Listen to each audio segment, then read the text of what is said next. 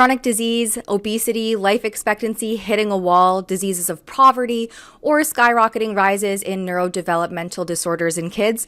Nope.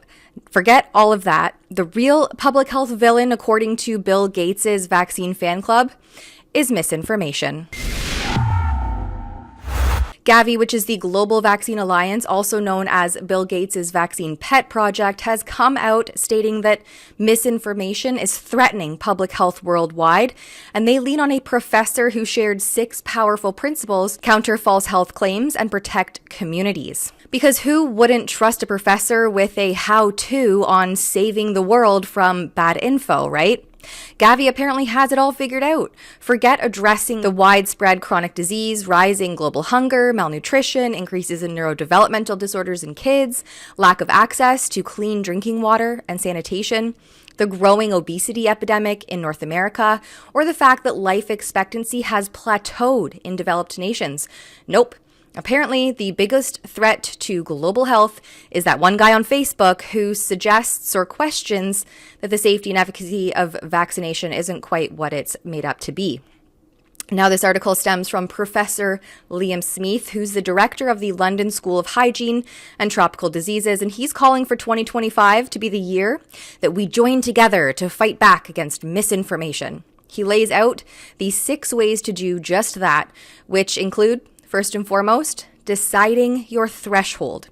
And here he has identified 4 key topics to focus on. Of course, it's pandemics, climate and health, vaccines, and reproductive health/women's rights. Number 2 is choose your audience, because targeting those generating alleged misinformation is unlikely to work and will only fuel polarization. Next up is engaging with empathy by framing topics with find out more and the facts about instead of tackling core beliefs head on. Number 4 is quarantine the attack. And honestly, this one requires some mental gymnastics.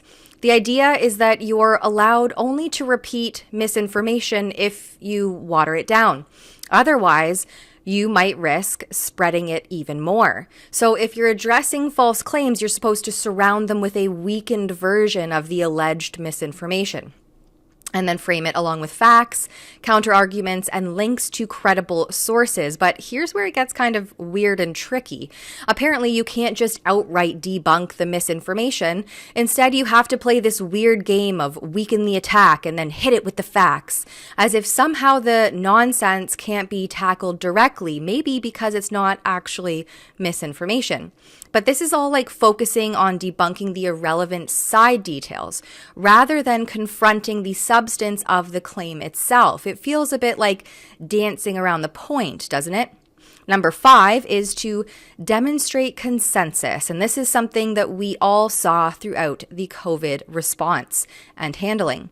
Except thanks to widespread censorship and both economic and social risks, people were shoehorned into this illusion of consensus rather than actual scientific consensus, which I would say even goes against the very core of science, which is to encourage debate, exploration, and the questioning of ideas.